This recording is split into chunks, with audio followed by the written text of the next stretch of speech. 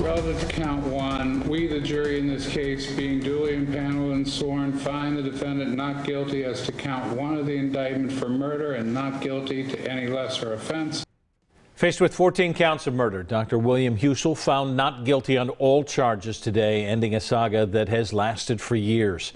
We thank you for joining us. First at 4, I'm Brad Johansson. I'm Jennifer Bullock. Dr. Husel previously worked at Mount Carmel in the intensive care unit. In 2019, charges were brought forth accusing the doctor of ordering excessive amounts of painkillers, leading to the deaths of his patients. We will have more reaction from the defense and the prosecution, but first let's take a look back at how we got here.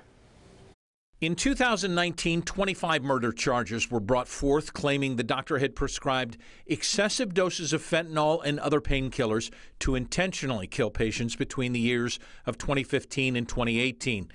Earlier this year, those charges were dropped to 14. The trial began in February, lasting 9 weeks. The defense argued that Dr. Husel was providing comfort care to his patients, while the prosecution argued murder was the doctor's intent. He's got no reason, no motive to harm these people. He had no motive to harm his patients. To the contrary, you heard evidence after witness telling you about how this man saved lives, how this man was always accessible, how this man was a teacher of nurses and other individuals at the ICU. Yeah, he's very proficient at all the technical aspects of the job. He knows how to adjust a ventilator setting. Here, let's show you. What do we do that? He's very good at all the technical aspects of what he does.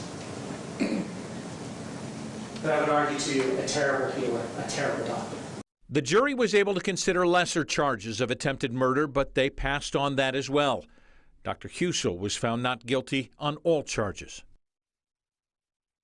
It is a story that has captured national attention today. First at 4, bringing you team coverage. In just a moment, Karina Chung will join us with reaction from attorneys for the patients' families. But first, Dan Perlman, who spoke with Dr. Husel's defense team. Dan, how are they characterizing this verdict?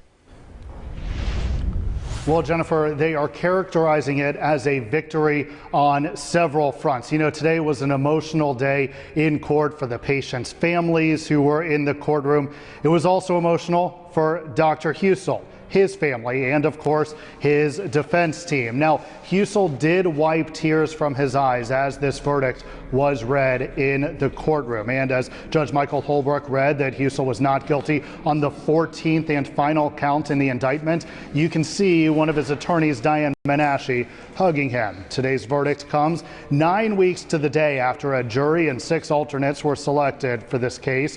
One of Husel's attorneys, Jose Baez, calling today's verdict a victory for health care and for future patients of comfort care.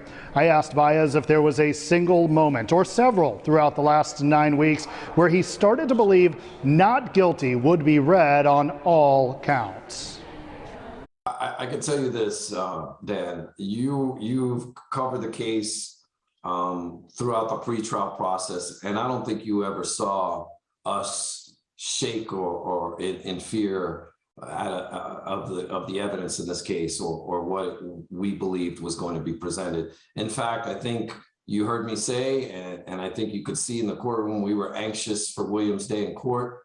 And if there was ever a turning point, I can't say there was. It was the day I took the case that I knew that this was an innocent man. And as I read through the evidence every day while reading, and the months and months of preparation that went into trying this case, the years of preparation, I should say, we knew that there was never a fact that we knew there were facts that might have on the surface looked bad, but we also knew that there were other factors and things that could explain it.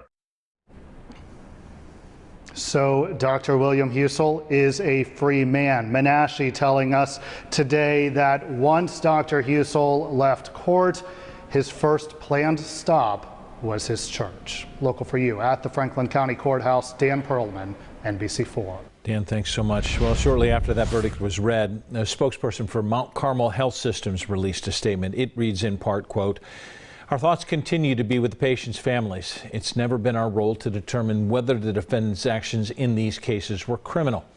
The spokesperson went on to say, "We have extensive measures in place designed to prevent anything like this from ever happening again in our health system. We're fully committed to patient safety, and we'll take action whenever patient safety is at issue." The criminal case for Dr. William Husel may be over, but he will be back in court and soon. Lawyers hired by patients' families will present their cases in civil court. That starts in June. NBC4's Karina Chung spoke to those attorneys about how today's acquittal impacts those cases. Karina? Jen, I spoke with Jerry Leesburg and Craig Tuttle just hours after the jury rendered a not guilty verdict. Now, they say that this verdict doesn't impact their cases at all. Leesburg and Tuttle represent 8 families that had patients under Dr. Husel's care. They say their case will be different because it's focusing on whether or not Dr. Husel and Mount Carmel were negligent in care. Leesburg says he does not have to prove intent for murder. We are not alleging that Dr. Husel murdered patients, nor are we obligated to prove that Dr. Husel murdered patients. Our obligation in the civil case is to prove that Dr. Husel acted inappropriately and didn't comply with accepted standards of medical practice, policies and procedures and protocols that the hospital had in place. Tonight at 5 o'clock, what Leesburg says will be different in their civil cases, especially since he says Dr. Husel will be called in for a deposition. Local for you in Columbus, I'm Karina Chung, NBC4.